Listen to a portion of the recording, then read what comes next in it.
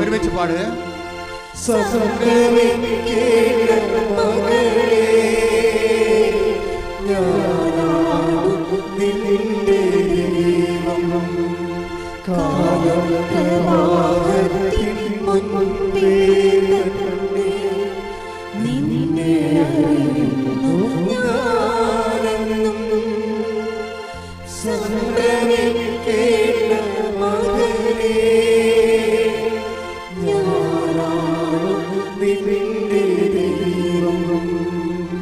അനുഭവങ്ങൾ നമുക്കുണ്ടാകാം, പക്ഷേ അനുഭവങ്ങൾ നമ്മളെ ആശ്വസിപ്പിക്കണം നിർബന്ധമില്ല. നമ്മളെ ആശ്വസിപ്പിക്കണം എന്തായിരിക്കും? പരിശുദ്ധാത്മാവായിരിക്കും. അപ്പോൾ അതുകൊണ്ട് തന്നെ എപ്പോഴും നമ്മൾ വിജിലൻ്റ് ആകണം. നമ്മളിൽ പരിശുദ്ധാത്മാവ് ഉണ്ടെങ്കിൽ പഴയ ഫയലെടുത്ത് നമുക്ക് കാണിച്ചു തരും, നമ്മൾ ഓർപ്പിക്കും. പരിശുദ്ധാത്മാവ് വരുമ്പോൾ ഞാൻ പഠിപ്പിച്ചിട്ടുള്ള നിങ്ങളെ അനുസ്മരിപ്പിക്കുമെന്നാണ് ഈശോയുടെ വാഗ്ദാനം. അപ്പോൾ ഈ പരിശുദ്ധാത്മാവിൽ ഇങ്ങനെ നിലനിൽക്കാൻ എന്താ മാർഗം? എല്ലാവർക്കും വരുന്ന സംഭവങ്ങൾ അവർ പരിശുദ്ധാത്മാവ് ഇപ്പോൾ നമുക്ക് ചില ആപ്ലിക്കേഷൻസൊക്കെ ഉണ്ടല്ലോ, മൊബൈലൊക്കെ ആപ്ലിക്കേഷൻസ് ഇല്ലേ, അപ്പോൾ ഉണ്ടാവും. പക്ഷേ നമ്മൾ പറയും അത് ആക്ടിവേറ്റഡ് ആയിട്ടില്ലെന്ന് പറയും. രണ്ട് സംഭവമാണ്. അപ്പോൾ നമ്മൾ അതിൻ്റെ ബട്ടൺ അമർത്തി ആക്ടിവേറ്റ് ആക്കും. പരിശുദ്ധാത്മാവ് നമ്മളിൽ ഉണ്ടാവും, അത് ആക്ടിവേറ്റ് മോഡിലായിരിക്കത്തില്ല.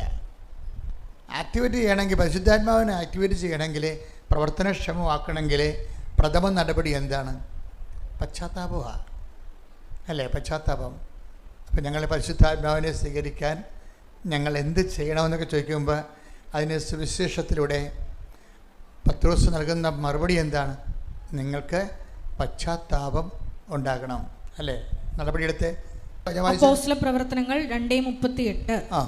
പത്രോസ് പറഞ്ഞു, നിങ്ങൾ പശ്ചാത്തപിക്കുവിൻ, പാപമോചനത്തിനായി എല്ലാവരും യേശുക്രിസ്തുവിന്റെ നാമത്തിൽ സ്നാനം സ്വീകരിക്കുവിൻ. പരിശുദ്ധാത്മാവിന്റെ ദാനം നിങ്ങൾക്ക് ലഭിക്കും. അപ്പം നിങ്ങൾ ഓർക്കും, അയ്യോ ഇപ്പം ഇവിടെ എല്ലാവരും കാത്തലിക്സിലല്ല ഇരിക്കുന്നത്, നോൺ ക്രിസ്ത്യൻസും ഉണ്ട്. അപ്പോൾ നിങ്ങൾ അയ്യോ ഞങ്ങളെങ്ങനെ സ്നാനം സ്വീകരിക്കണമെന്ന്.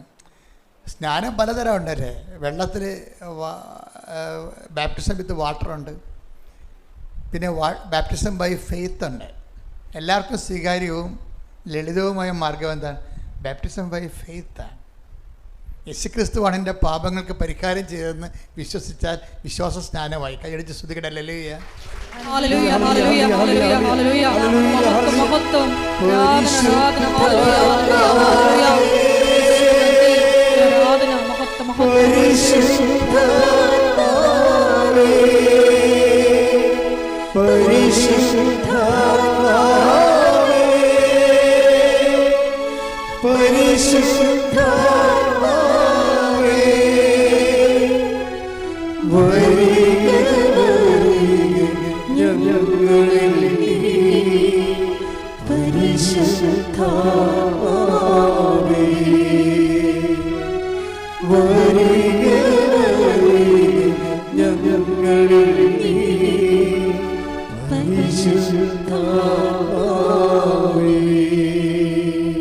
ഒരാൾ വിശുദ്ധിയോടെ ജീവിക്കുന്നു, വിശ്വാസത്തോടെ ജീവിക്കുന്നു, രണ്ടും ഒന്ന് തന്നെയാണ് ശരിക്കും പറഞ്ഞാൽ.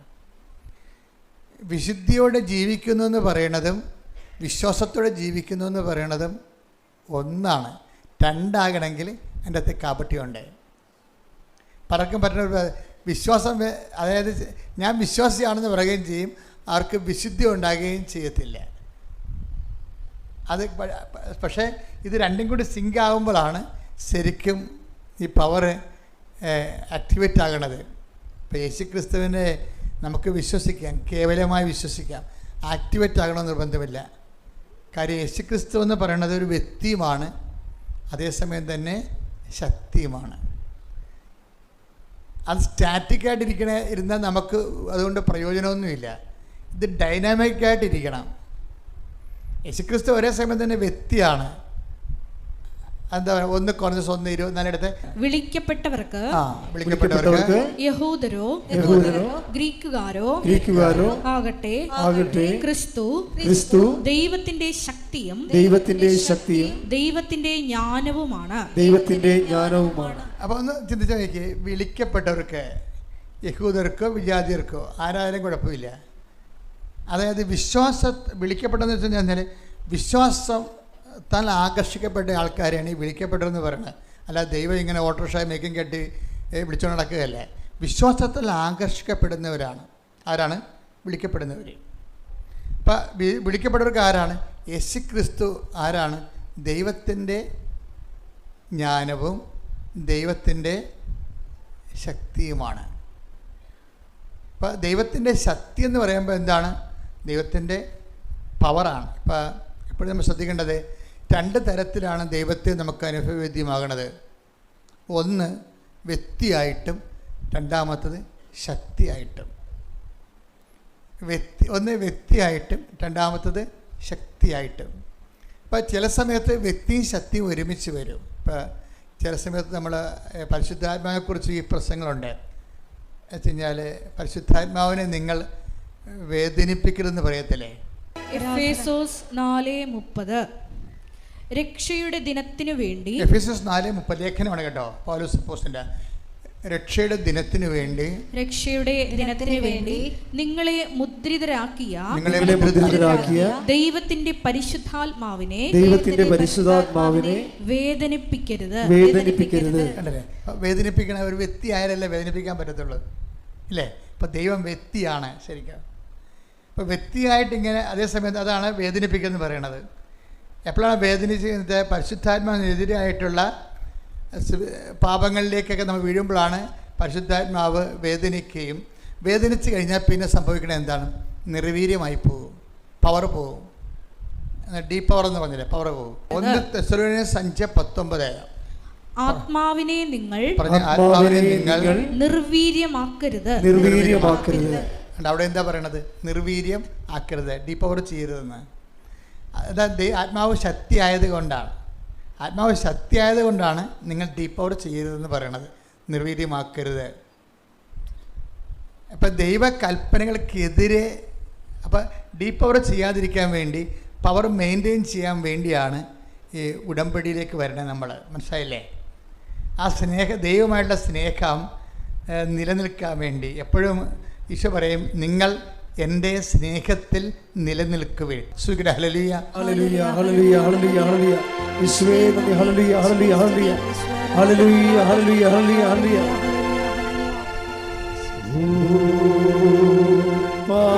പാവനാത്മാവേ സൂര്യനിരയും താഴ്വരയിൽ ജീവനില്ലാത്ത ജീവിതത്തിൽ വീശിടുക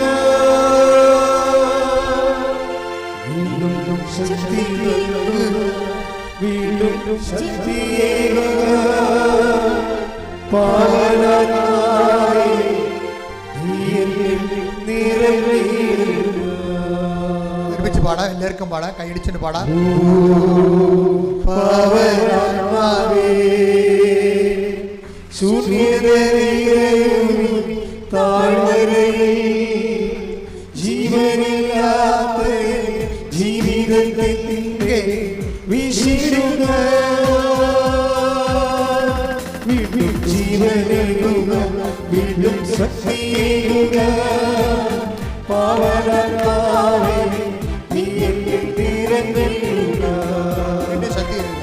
വീണ്ടും ശക്തിയേകുക പാവനാത്മാവേ നീ എന്നിൽ നിറയുക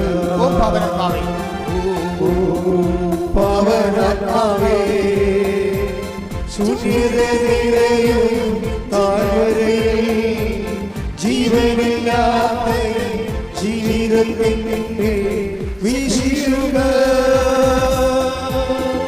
വീണ്ടും ജീവനേകുക വീണ്ടും ശക്തിയേകുക പാവനാത്മാവേ നീ എന്നിൽ നിറയുക വീണ്ടും ശക്തിയേകുക പാവനാത്മാവേ പറഞ്ഞേ, വീണ്ടും ശക്തിയേകുക പവനാത്മാവേ നീ എന്നിൽ നിറഞ്ഞിടുക. ഒരുമിച്ച് എല്ലാവരും വീണ്ടും ശക്തിയേകുക പവനാത്മാവേ നീ എന്നിൽ നിറഞ്ഞിടുക. വീണ്ടും ശക്തിയേകുക പവനാത്മാവേ നീ എന്നിൽ നിറഞ്ഞിടുക.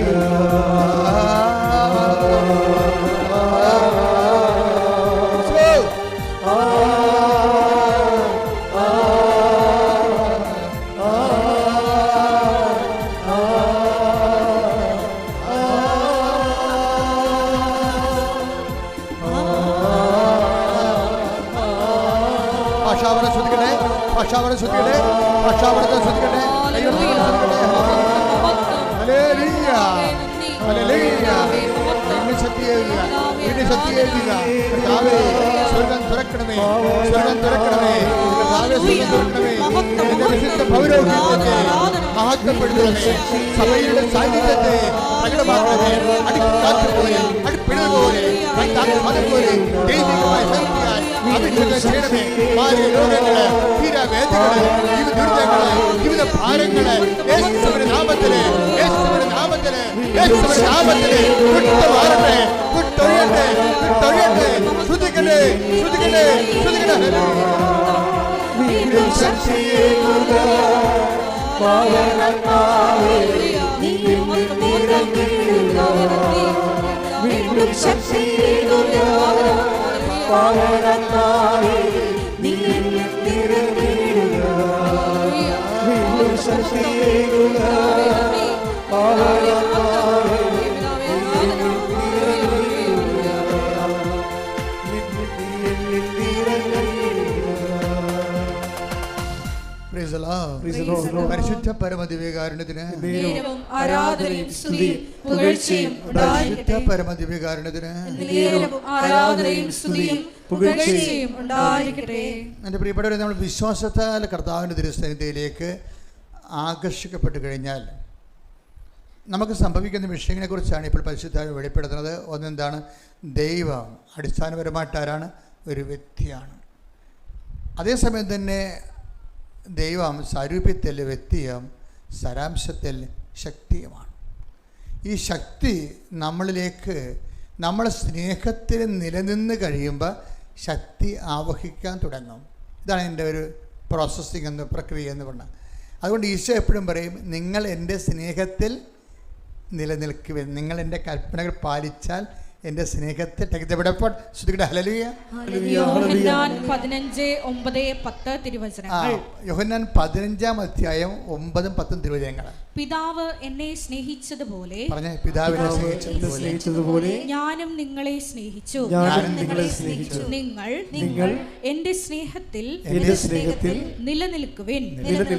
ഞാൻ എന്റെ പിതാവിന്റെ കൽപ്പനകൾ പാലിച്ച് അവിടുത്തെ സ്നേഹത്തിൽ നിലനിൽക്കുന്നത് പോലെ നിങ്ങൾ എന്റെ കൽപ്പനകൾ പാലിച്ചാൽ എന്റെ സ്നേഹത്തിൽ നിലനിൽക്കും. ഇത് വലിയ അക്ഷരത്തിൽ DTP ചെയ്ത് നിങ്ങൾ ഉടമ്പടി എടുത്തവർ നിങ്ങളുടെ വീട്ടിലെ ഭിത്തിയിൽ ഒട്ടിച്ച് വെക്കണം. എന്താ കാര്യം വെച്ച് കഴിഞ്ഞാൽ ഈശോ എന്താ പറയുന്നത്? 15:9, യോഹന്നാൻ 15:9.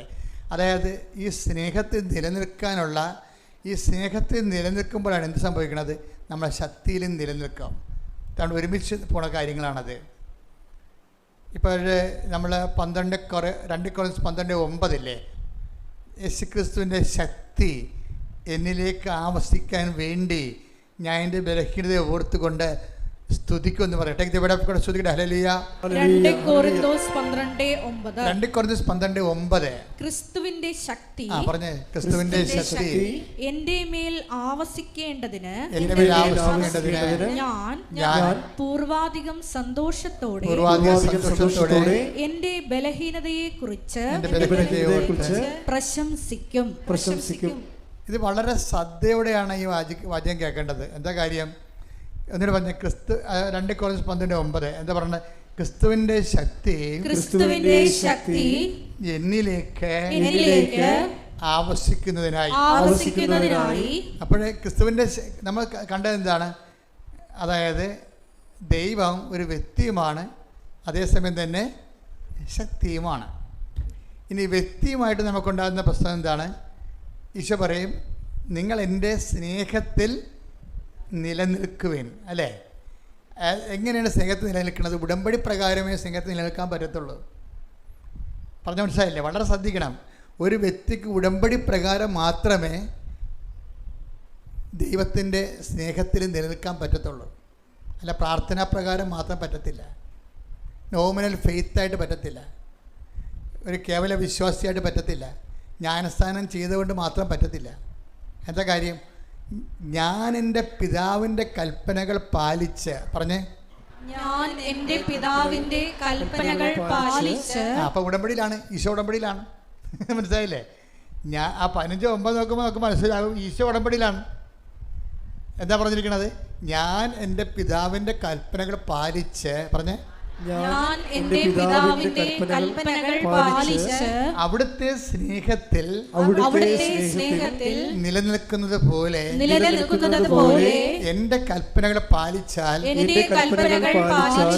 നിങ്ങളും എൻ്റെ സ്നേഹത്തിൽ നിലനിൽക്കും. അപ്പൊ ഇതാണ് ഈ സ്നേഹത്തിൽ നിലനിൽക്കുന്നതാണ് ഇതിൻ്റെ ഒരു സ്റ്റാറ്റസ് എന്ന് പറയുന്നത്. ഇപ്പോൾ കത്തോലിക്കർ കുമ്പസാരിക്കുമല്ലോ, 2 ആഴ്ച കൂടെ കുമ്പസാരിക്കാൻ പറഞ്ഞിട്ടുണ്ട്. കുമ്പസാരിക്കുമ്പോൾ അത് കുഴിയാഴ്ച കുമ്പസാരമല്ല കേട്ടോ, നോൻപ് കുമ്പസാരവും അല്ല. ഉടമ്പടി കുമ്പസാരം എന്ന് പറയുന്നത് ആദ്യം നിങ്ങൾ പരിശോധിച്ച് സ്റ്റാറ്റസ് കീപ്പ് ചെയ്യുന്നുണ്ടെന്ന് നോക്കണം. എന്താണ്? കർത്താവിൻ്റെ സ്നേഹത്തിലാണോ ഞാൻ നിലനിൽക്കുന്നതെന്നാണ് ആദ്യം പരിശോധിക്കേണ്ടത്. ഉടമ്പടി പുതുക്കുന്നവരും പരിശോധിക്കേണ്ടത് അതാണ്. ഫസ്റ്റ് റെഫറൻസ്, ഞാൻ കർത്താവിൻ്റെ സ്നേഹത്തിലാണോ നിലനിൽക്കുന്നത്. അപ്പം നിലനിൽക്കുന്നതിന് എന്താ? എൻ്റെ കൽപ്പനകൾ പാലിച്ചാൽ, പറഞ്ഞേ, എൻ്റെ കൽപ്പനകൾ പാലിച്ചാൽ നിങ്ങൾ എൻ്റെ സ്നേഹത്തിൽ നിലനിൽക്കും. അപ്പോൾ കൽപ്പനകൾ പാലിക്കുന്നതിലൂടെയാണ് നിങ്ങൾക്ക് എന്നോട് സ്നേഹമുണ്ടെങ്കിൽ നിങ്ങൾ എൻ്റെ കൽപ്പനകൾ പാലിക്കും. ഈശോ എടുത്തെടുത്ത് പറയുന്ന സംഭവമാണ്. ദൈവം ഒരു വ്യക്തി എന്ന നിലയിൽ ആ വ്യക്തിയോടുണ്ടാകാവുന്ന നമ്മളുടെ ഇൻറ്റിമസി നിശ്ചയിക്കുന്നത് നമ്മൾ പാലിക്കുന്ന വചനങ്ങളുടെ, ചെറുതും വലുതുമായിട്ടുള്ള വചനങ്ങളുടെ വെയിറ്റേജ് അനുസരിച്ചായിരിക്കും. ഇൻറ്റിമസി ദൈവമായിട്ടുള്ള, ശ്രദ്ധിച്ച് കേൾക്കണം, ഇത് പ്രബോധനമാണ്. പ്രബോധനം എന്തിനുള്ളതാണ്? നിങ്ങൾക്ക് പ്രബോധനം കൊടുക്കാനുള്ളതാണ്. 2 തരം വിളമ്പലാണ് ആൾക്കാരിൽ നിന്ന് കിട്ടുന്നത്. പാല് കിട്ടും ശിശുക്കൾക്കാണ്. പാല് കഴിഞ്ഞാൽ പിന്നെ കിട്ടണത് എന്താ? പ്രബോധനമാണ്. അപ്പോൾ ചിലർക്ക് പ്രബോധനമാകുമ്പോൾ അയ്യോ ഇത് പ്രബോധനമാണല്ലോ എന്ന് പറയുമ്പോൾ അതല്ല, അത് പുതുക്കിയ ദൈവത്തെ വളർന്ന ദൈവത്തിന് വേണ്ടി ജീവിക്കുന്ന ആൾക്കാർക്ക് വേണ്ടിയാണ് ഈ പ്രബോധനം കിട്ടുന്നത്. കാര്യം പാലും പ്രബോധനവും, ലളിതമായ ആഹാരവും ഗുരുത്വമുള്ള ആഹാരവും രണ്ടും രണ്ടാണ്. ഇപ്പോൾ നിങ്ങൾക്ക് നൽകിക്കൊണ്ടിരിക്കുന്നത് രണ്ടും ഒരുമിച്ചാണ് നൽകിക്കൊണ്ടിരിക്കുന്നത്. പാല് കൊണ്ടിരുത്ത് പ്രബോധനമുണ്ട്. ഈ പ്രബോധനം എപ്പോഴും നമ്മൾ ശ്രദ്ധിക്കണം. പ്രബോധനം മനസ്സിലാക്കി കഴിഞ്ഞാൽ നിങ്ങളെ ഉപദേശ വരങ്ങളാണ്. അപ്പോൾ ഒന്ന് എടുത്ത് ഹെബ്രായർ 5:12 ഇതിനകം നിങ്ങളെല്ലാവരും പ്രബോധകരാകേണ്ടിയിരുന്നവരാണ്. അതാണ് സംഭവം. ഈ ഉടമ്പടി വെള്ള ഉടമ്പടിയുണ്ട്, സിൽവർ ഗ്രേ എന്നൊക്കെ പറഞ്ഞില്ലേ, ആ കക്ഷികളെ കുറിച്ചാണ് ഇപ്പോൾ പറയണത്. എന്താണ്? അവർ പ്രബോധകരാകേണ്ടിയിരുന്നവരാണെന്ന്. പക്ഷെ അവർ വയറ്റിപ്പഴുപ്പോട് നടന്ന് പ്രബോധകരായില്ല. അതാണ് ഈ പറയണത്. വളരെ ശ്രദ്ധിക്കേണ്ടതാണ്. ഇതിനകം നിങ്ങളെല്ലാവരും പ്രബോധകരെ വെച്ചാൽ മറ്റുള്ളവരെ. കഴിഞ്ഞ ദിവസങ്ങളിൽ ശ്രീജ രാജേഷ് എന്നും പറഞ്ഞു. ഈ ക്രിസ്ത്യാനിയുടെ കാര്യം പോക്കാണെന്ന് തോന്നുന്നു. ഇന്നലെ ശ്രീജ രാജേഷ് എന്നും പറഞ്ഞൊരു മോളോട് സാക്ഷ്യം പറഞ്ഞു. ശ്രീജ രാജേഷ്. അപ്പോൾ അവൾ ദൈവസംഘം നിറഞ്ഞ്, ഉടമ്പടി എടുത്ത് ദൈവസംഘം നിറഞ്ഞ് ദൈവമായിട്ട് ഭയങ്കര ആഴപ്പെട്ടിരിക്കുന്ന അവളുടെ മെയിൻ പരിപാടി ഈ മുസ്ലിം സഹോദരങ്ങൾക്ക് അവളുടെ ഈ ഉടമ്പടി സാക്ഷ്യങ്ങൾ അയച്ചു കൊടുക്കുന്നതാണ് അവരുടെ മെയിൻ പരിപാടി. അപ്പോൾ ഒരു താത്ത പറഞ്ഞ്, ശ്രീജ, അവരുടെ നല്ല സുഹൃത്തുക്കളാണ്, ശ്രീജ ഞാൻ ഇങ്ങനെയുള്ള കണ്ടൻറ്റൊന്നും നോക്കാറില്ല കേട്ടോ, എനിക്ക് അയക്കേണ്ട കേട്ടോ എന്ന് പറഞ്ഞു. അപ്പോൾ ശ്രീജ പറയും, താത്ത ഇത് കുഴപ്പമില്ല, ഇത് എൻ്റെ അനുഭവങ്ങളാണ്, താത്താക്ക് ഈ അനുഭവം വരുമ്പോൾ ഞാൻ ചെയ്യണത് ശരിയാണെന്ന് തോന്നുന്നു എന്ന് പറഞ്ഞു. എന്നാലും അയാൾ അയക്കേണ്ടെന്ന് പിന്നെ മര്യാദ ഉണ്ടല്ലോ നമുക്ക്, അയച്ചില്ല. പക്ഷെ ഒരാഴ്ച കഴിഞ്ഞപ്പോൾ താത്തയുടെ മകൾക്ക് അസുഖം വന്ന്. അപ്പോൾ താത്ത ഇങ്ങോട്ട് വിളിച്ച് പറഞ്ഞു, ശ്രീജെ ആ കണ്ടന്റ് തിരിച്ചയച്ചെന്ന് പറഞ്ഞു. എല്ലാവർക്കും ക്രിസ്തുവിന് ആവശ്യമുണ്ട്. ശ്രുതികട ഹല്ലേലൂയ. ഹല്ലേലൂയ, ഹല്ലേലൂയ. ഈശോയെ, എല്ലാ മനുഷ്യർക്കും വേണ്ടി ഒരുക്കിയിരിക്കുന്ന രക്ഷ സ്വന്തമാക്കുവാൻ ഈ ആരാധനയിലൂടെ ഞങ്ങളുടെ മക്കളെ അഭിഷേകം ചെയ്യണമേ. ഹല്ലേലൂയ.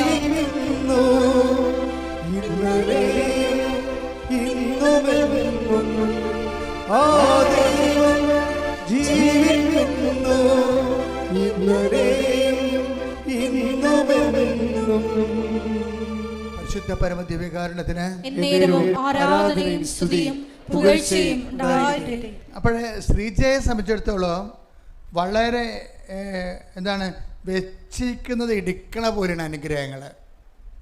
അവൾ വളരെ നമ്മൾ ഈ ആഴ്ചയിൽ വന്ന ഏറ്റവും പാവപ്പെട്ട സ്ത്രീയാണ്. പക്ഷേ വിശ്വാസത്തിൽ അവളൊരു കോടീശ്വരിയാണ്. അതാണ് വിഷയം. നമുക്ക് ചിലപ്പോൾ പണത്തിൽ നമ്മൾ സെറ്റപ്പായിരിക്കാം, വിശ്വാസത്തിൽ നമ്മൾ വളരെ പരാധീനതപ്പെട്ട ആളാകാം. ഇപ്പോൾ സിജയുടെ ഒരു പ്രശ്നം എന്ന് വെച്ച് കഴിഞ്ഞാൽ എന്താണ്, ഇന്നലെ അവൾ പറഞ്ഞത് കേട്ടിട്ട് എനിക്ക് തോന്നിയത്, അവളുടെ ഒരു വസ്തു ജപ്തിയാണ്. ഈ വസ്തുവിന് ജപ്തി മാറാൻ വേണ്ടിയാണ് ഇവൾ ദുബായിൽ പോയത്. അവിടെ പോയെങ്കിലും വസ്തു ജപ്തിയായി. അപ്പോഴേ ഉടമ്പടി എടുത്തിട്ടാണ് ദുബായിലേക്ക് ആൾ പോയത്. ഒരു കുഞ്ഞിനെ നോക്കാൻ വേണ്ടി പോയതാണ്. അപ്പോൾ ഉടമ്പടി രാത്രിയൊക്കെ ഇരുന്ന് പ്രാർത്ഥിക്കുമ്പോൾ അമ്മ പറയും ചിട്ടി ചിട്ടി എന്ന് പറയും. അതായത് സാധാരണ മനുഷ്യരോട് സാധാരണ വിഷയത്തിൽ ദൈവം സംസാരിക്കും. അതാണ് വിഷയം. അവർക്ക് രക്ഷപ്പെടാൻ മാർഗമില്ല. മാതാവ് അവളോട് പറയും ശ്രീജ ചിട്ടി ചിട്ടി എന്ന് പറയും. അപ്പോൾ ഇതൊരു 3-4 ദിവസം ഇങ്ങനെ ചിട്ടി ചിട്ടി എന്ന് കേൾക്കുമ്പോൾ ഇവർക്ക് തോന്നും ഞാൻ ചിട്ടി എടുക്കാൻ വേണ്ടി അമ്മ പറയുകയിരിക്കുമെന്ന്. അപ്പോൾ അങ്ങനെ വലിയ ചിട്ടി എടുക്കാനുള്ള കഴിവൊന്നുമില്ല. അപ്പോൾ അതാണോ ഇല്ലയെന്ന് അറിയാൻ വേണ്ടി കുറച്ച് കഴിഞ്ഞപ്പോൾ ഒരു ചിട്ടിക്കാരൻ പുള്ളി വിളിക്കും, ശ്രീജ ഒരു പുതിയ ചിട്ടി തുടങ്ങിയിട്ടുണ്ടെന്ന് പറയും. അപ്പോൾ ഒക്കെ മനസ്സിലാവും മദർ തന്നെ സെറ്റ് ചെയ്ത് എടുത്തുകൊണ്ട് മദർ സെറ്റ് ചെയ്തെടുത്തുകൊണ്ട് വരികയാണ് എന്ന് പറയും. ഉടനെ അവൾ ചിട്ടി പിടിക്കും. അവൾ ചിട്ടി എടുക്കും. അപ്പോൾ അവൾ പറഞ്ഞ ഇതാണ്, ചിട്ടി വീണാലും എനിക്ക് ഈട് വെക്കാനുള്ള പ്രമാണം വേറെ ബാങ്കിൽ ഇരിക്കണേ. അതാണ് പ്രശ്നം. ഓരോ മനുഷ്യൻ പെടുന്ന പാടില്ലേ, കണ്ണുനീര് അവൻ്റെ കണ്ണീര് അവൻ്റെ സ്വന്തമാണ്. അത് അനുഭവിക്കുമ്പോൾ നമുക്ക് മനസ്സിലാകത്തുള്ളൂ. പക്ഷെ മാതാവിനെല്ലാം മനസ്സിലാവും. കയ്യടിയുടെ ശ്രുതികട ഹല്ലേലൂയ. ഹല്ലേലൂയ, ഹല്ലേലൂയ. മഹത്വം, മഹത്വം. ആരാധന, ആരാധന.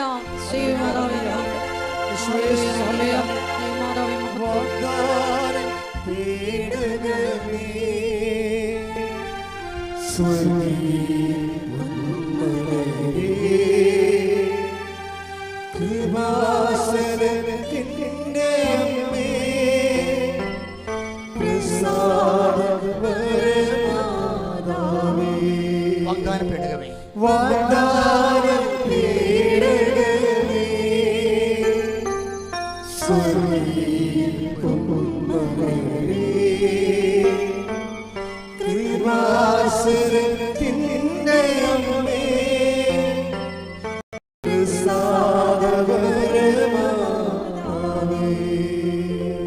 ജയേശ്വരൻ്റെ പാട്ടാണിത്. ജയേശ്വരനോട് ഒരിക്കൽ ഞാൻ പറഞ്ഞു നമ്മുടെ മാതാവിനെ കുറിച്ച് പാട്ട് പാടാമെന്ന് പറഞ്ഞു. അപ്പോൾ ജയേശ്വരൻ എഴുതിക്കൊണ്ട് വന്ന പാട്ടാണിത്. വാഗ്ദാന പേടകമേ, എന്താ ജയേശ്വരൻ? വാഗ്ദാന പേടകമേ, സ്വർഗീയ പൊന്മലരെ, സ്വർഗീയ പൊന്മലരെ, പൊന്മലരെ, കൃപാസനത്തിൻ്റെ അമ്മേ.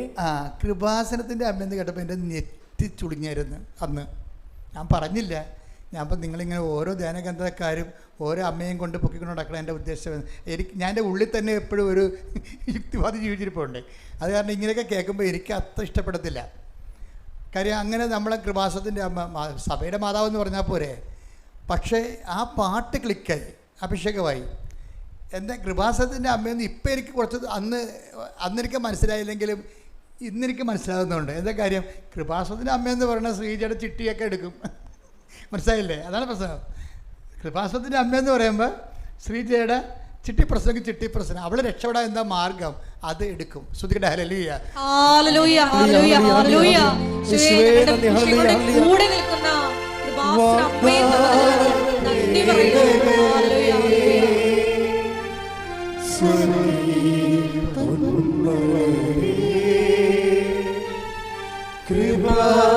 കൃപാസനത്തിൻ്റെ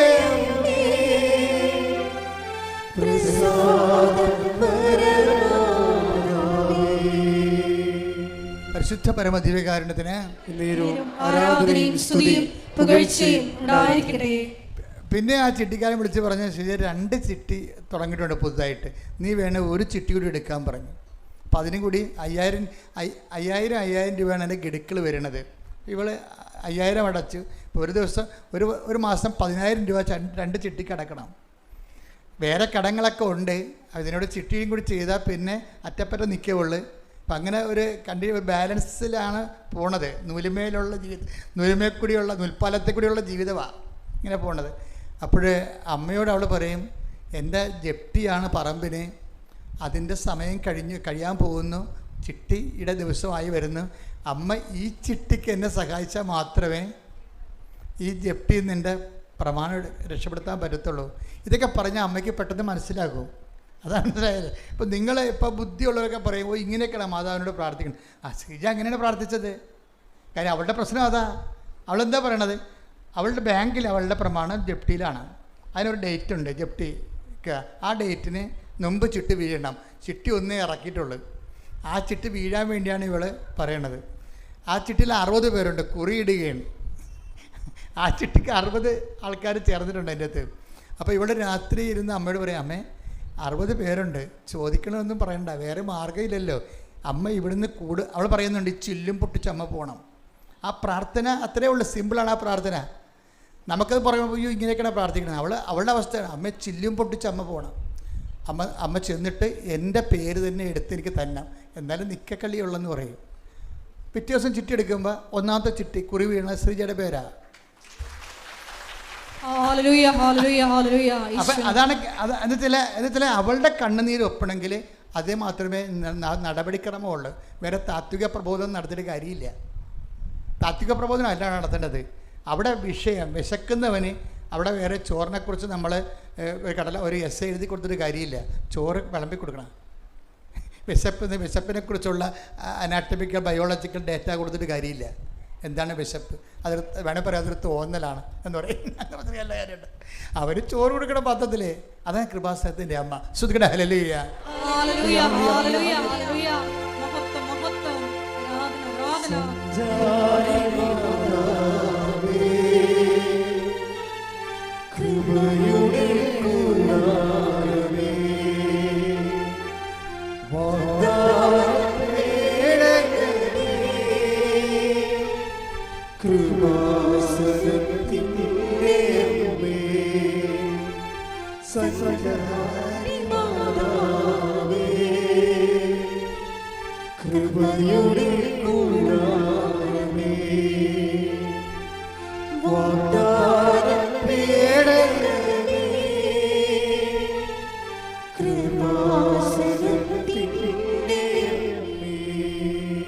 സഞ്ചാരി മാതാവ് എന്നുള്ള കോൺസെപ്റ്റ് എങ്ങനെ വന്നതാണ്?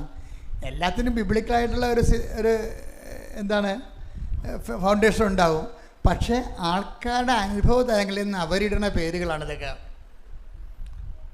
ആൾക്കാരുടെ അനുഭവ തലങ്ങൾ എന്ന് വെച്ചാൽ ഇപ്പോൾ ഞാൻ ഷിക്കാഗോയിൽ ചെന്ന് ഉടമ്പടി ധ്യാനം നടത്താൻ വേണ്ടി ചെന്നപ്പോൾ തന്നെ ആ പള്ളിയിലെ ആൾക്കാരെല്ലാം പറഞ്ഞു, അച്ഛാ ഇത് കണ്ട അച്ഛാ, നമ്മുടെ പള്ളിയുടെ മുകളിൽ നോക്കിയേ എന്താ മഴവില്ല് വീശി നിൽക്കണമെന്ന്. അതെന്താണ് കാര്യം? അതായത് ഉടമ്പടി ദൈവം സ്ഥാപിച്ചപ്പോൾ മഴവില്ല് സ്ഥാപിച്ചത് എന്താ പറഞ്ഞത്? ഈ മഴവില്ല് ഞാനും നീയും തമ്മിലുള്ള ഉടമ്പടിയുടെ ആ ഉടമ്പടി സ്ഥിരപ്പെടുത്തിയിരിക്കുന്നതിൻ്റെ അടയാളമായിരിക്കുമെന്ന്. സ്ഥിരപ്പെടുത്തുന്ന അടയാളമാണ് ശരിക്കും.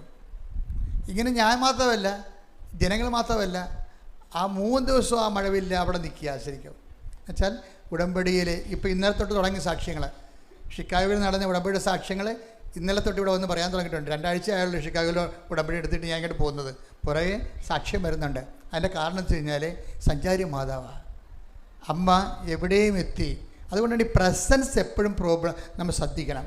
നിങ്ങൾ ആഴത്തിൽ തന്നെ വളർത്തണമെന്ന് പറയുമ്പോൾ അതിൻ്റെ ഏറ്റവും നല്ല രൂപമാണ് ഈ ഉടമ്പടിയിലുള്ള ഓരോ ഘട്ടങ്ങളും വളരെ ശ്രദ്ധയോടെയാണ് നമ്മൾ പാലിക്കേണ്ടത്. വളരെ ശ്രദ്ധയോടെ. കാര്യം ദൈവം പറഞ്ഞിരിക്കുന്ന എല്ലാം കറക്റ്റ് കാര്യങ്ങളാണ്. അതെല്ലാം ദൈവം ഉടമ്പടി വഴിയാണ് നിവൃത്തിയാക്കുന്നത്. എല്ലാം ഉടമ്പടി. നമുക്ക് വരുന്നൊരു വിഷയം, നമ്മൾ ചിലർക്ക് ശ്രദ്ധയില്ലാത്തതാണ് വിഷയം.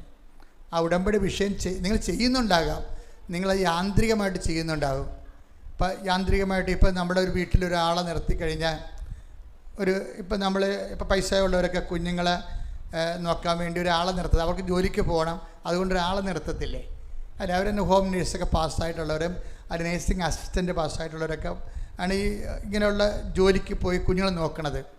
പക്ഷേ അവർ കുഞ്ഞുങ്ങളെ കുളിപ്പിക്കുകയും ചെയ്യും, ഭക്ഷണം കൊടുക്കും, ഉറക്കും, എല്ലാം ചെയ്യും.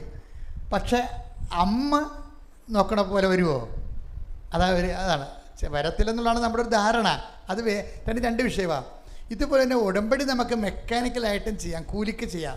എന്തെങ്കിലും കാര്യങ്ങൾ നടക്കാൻ വേണ്ടി ഞാൻ പറഞ്ഞതെല്ലാം കാട്ടിക്കൂട്ടി നിങ്ങൾ ചെയ്ത് ഒപ്പിക്കോ, അങ്ങനെ ചെയ്യാം. ശമ്പളത്തിന് വേണ്ടി ഉടമ്പടി ചെയ്യാം. അതേസമയത്തിന് ദൈവത്തിൻ്റെ പൈതലെന്ന രീതിയിൽ ദൈവസ്നേഹത്തെ വളരാനും നിലനിൽക്കാനും ഈശോ എന്താ പറഞ്ഞത്? ഇതിനകത്ത് ഗ്യാപ്പ് ഉണ്ടാകരുതെന്ന് ഈശോ പറഞ്ഞത്. ഗ്യാപ്പ് ഉണ്ടാകരുതെന്ന്. ദൈവസ്നേഹത്തിൽ ഗ്യാപ്പ് അത് ഭയങ്കരമായ ഒരു പ്രശ്നമാണ് ഉടമ്പടിയിൽ ഗ്യാപ്പ് ഉണ്ടാകരുത്. എന്താ? നിങ്ങൾ എൻ്റെ സ്നേഹത്തിൽ നിലനിൽക്കുവിൻ, അല്ലേ? അതായത് 15:9 എന്താണ്? നിങ്ങൾ എൻ്റെ സ്നേഹത്തിൽ നിലനിന്ന് കഴിഞ്ഞാൽ എന്ത് സംഭവിക്കും? നിങ്ങൾക്ക് ഇഷ്ടമുള്ളത് ചോദിക്കാം, അല്ലേ? അതാണ് സംഭവം. അപ്പം നിലനിൽപ്പാണ് ഒരു പ്രശ്നം. 15:9 15:7 ഒന്ന് വായിച്ച് യോഹന്നാന്റെ സുവിശേഷം. യോഹന്നാൻ 15:9. യോഹന്നാൻ 15:9. പിതാവ് എന്നെ സ്നേഹിച്ചതുപോലെ ഞാനും നിങ്ങളെ സ്നേഹിച്ചു. നിങ്ങൾ എന്റെ സ്നേഹത്തിൽ നിലനിൽക്കുവിൻ.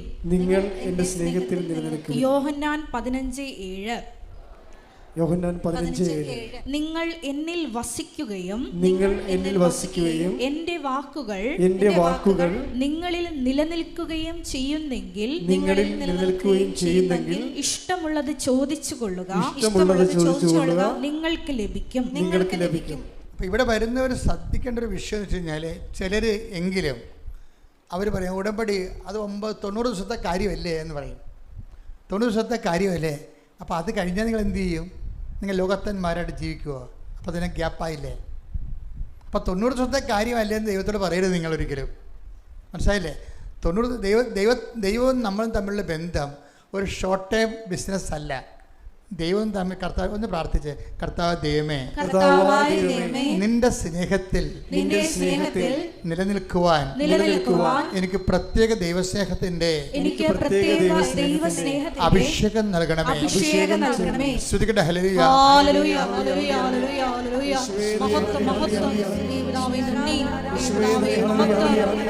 സ്നേഹത്തിൽ നിലനിൽക്കുവാനുള്ള മരണം വരെ ഉടമ്പടിയിൽ നിലനിൽക്കുവാനുള്ള അധിക അഭിഷേകം നൽകണമേ. ഹല്ലേലൂയ.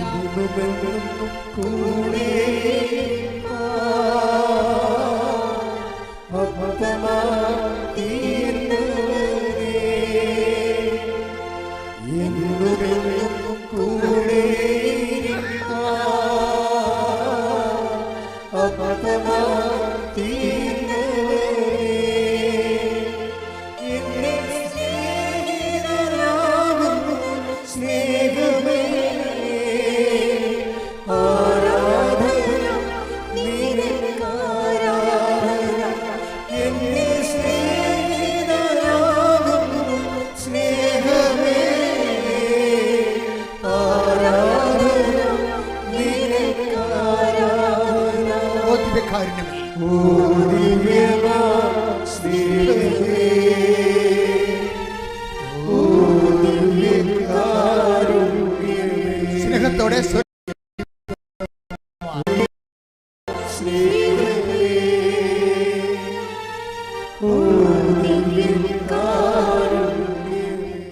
പരിശുദ്ധ പരമദിവ്യകാരുണ്യത്തിന് ആരാധനയും സ്തുതിയും പുകഴ്ചയും ഉണ്ടായിരിക്കട്ടെ. അപ്പം നിങ്ങൾ എൻ്റെ സ്നേഹത്തിൽ നിലനിൽക്കുവിൻ. അപ്പം നിലനിൽപ്പാണ് എൻ്റെ അത് സംഭവം. വെറുതെ നിലനിന്നാൽ പോരാ, സാങ്കേതികമായിട്ട് നിലനിന്നാൽ പോരാ, പിന്നെ എന്ത് ചെയ്യണം? സ്നേഹത്തിൽ നിലനിൽക്കണം. ഇത് പ്രത്യേക ഒരു വിഷയമാണ്. ഈ കഴിഞ്ഞ ദിവസങ്ങളിൽ ഒരു സാക്ഷ്യം ഉണ്ടായി. ജിജോ പാലക്കാട്, അദ്ദേഹം പറഞ്ഞത്, ഞാൻ ഒന്നിനും വേണ്ടിയല്ല ഉടമ്പടി എടുത്തത്, ഒരു നല്ല ക്രിസ്ത്യാനിയായിട്ട് ജീവിക്കാനാണ്. അയ്യോ, എന്നാ പറച്ചിലായി ആൾക്കാരൊക്കെ ഇപ്പോൾ പറഞ്ഞുകൊണ്ടെന്ന് അറിയാമോ? ഞാൻ ഒന്നിനും വേണ്ടിയല്ല ഉടമ്പടി എടുത്തത്. ജിജോ പാലക്കാട് ഇന്നലെ പറഞ്ഞ നല്ല ക്രിസ്ത്യാനിയായിട്ട് ജീവിക്കാനാണ്. അപ്പോൾ കേരള ജനതയ്ക്ക്, മലയാള സമൂഹത്തിന് മനസ്സിലായി ഉടമ്പടി എന്ന് പറയുന്നത് നല്ല ദൈവ പൈതലായിട്ട് ജീവിക്കാൻ വേണ്ടിയുള്ള ദൈവത്തിൻ്റെ വിളിയാണ്. കൈയടിക്കട്ടെ.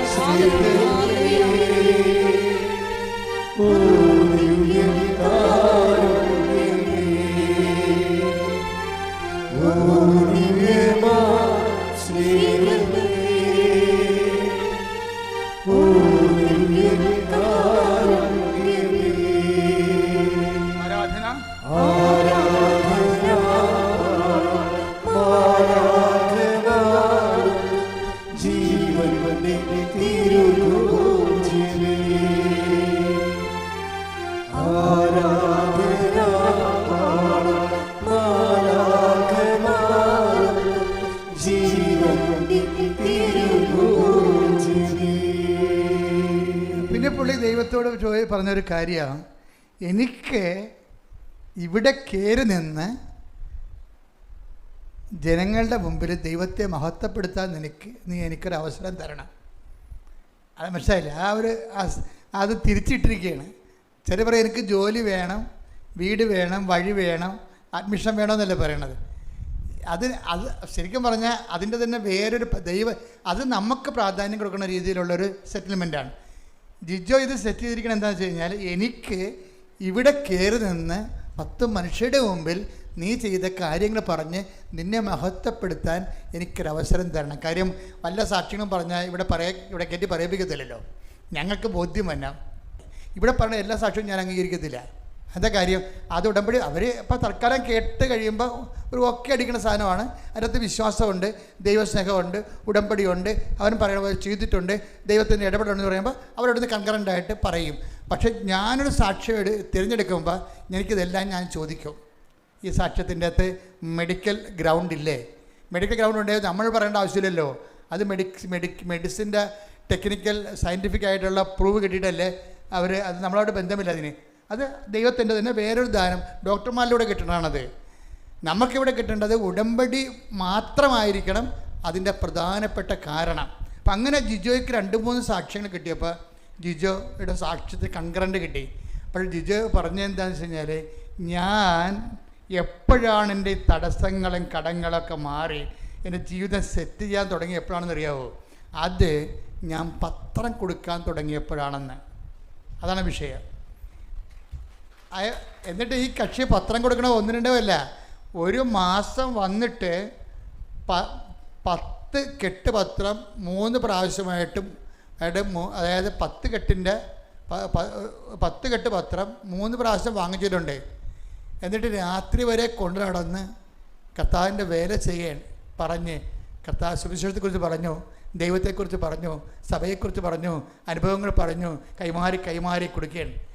അതിൻ്റെ പ്രശ്നം വെച്ച് കഴിഞ്ഞാൽ നിങ്ങൾ എപ്പോഴും മനസ്സിലാക്കണം, കാരുണ്യ പ്രവൃത്തികൾ ചെയ്യണതും അത് സുവിശേഷ പ്രവർത്തനം ചെയ്യണതും 2 മാർക്കാണുള്ളത്. സുവിശേഷ പ്രവർത്തനങ്ങൾ ചെയ്യണതും കാരുണ്യ പ്രവൃത്തികൾ ചെയ്യണതും 2 മാർക്കാണ്. ഇപ്പം നേരത്തെയുള്ള മാർപ്പാപ്പ ഇരുന്നപ്പോൾ കാരുണ്യ പ്രവൃത്തിക്കായിരുന്നു പ്രാധാന്യം. പുതിയ മാർപ്പാപ്പ വന്നപ്പോൾ സുവിശേഷ പ്രവർത്തനത്തിനായിരിക്കും പ്രാധാന്യം. വ്യത്യാസം വന്നിട്ടുണ്ടല്ലേ? സഭ ഓരോ കാലത്തും ഇങ്ങനെ പരിപോഷിപ്പിക്കപ്പെട്ടുകൊണ്ടിരിക്കും. ഫ്രാൻസിസ് മാർപ്പാപ്പ കാരുണ്യ പ്രവൃത്തിക്കായിരുന്നു പ്രാധാന്യം. പുതിയ മാർപ്പാപ്പ വന്നപ്പോൾ കർത്താവിനെ അറിയാത്തവരെ അറിയിക്കുക എന്നുള്ള മിഷനെയാണ് പ്രാധാന്യം. എന്താ കാര്യം വെച്ചാൽ, സുവിശേഷത്തിൽ ഏതിനാണ് വിലയെന്ന് ചോദിച്ചാൽ 2 മസ്റ്റാണ്. പക്ഷേ വില നോക്കുമ്പോൾ നമുക്ക് മനസ്സിലാകും. ഇപ്പോൾ തന്നെ ഉദാഹരണത്തിന് കാരുണ്യ പ്രവൃത്തി ചെയ്യുമ്പോൾ അതിൻ്റെ ഒരു റിസൾട്ട് എന്താണ്?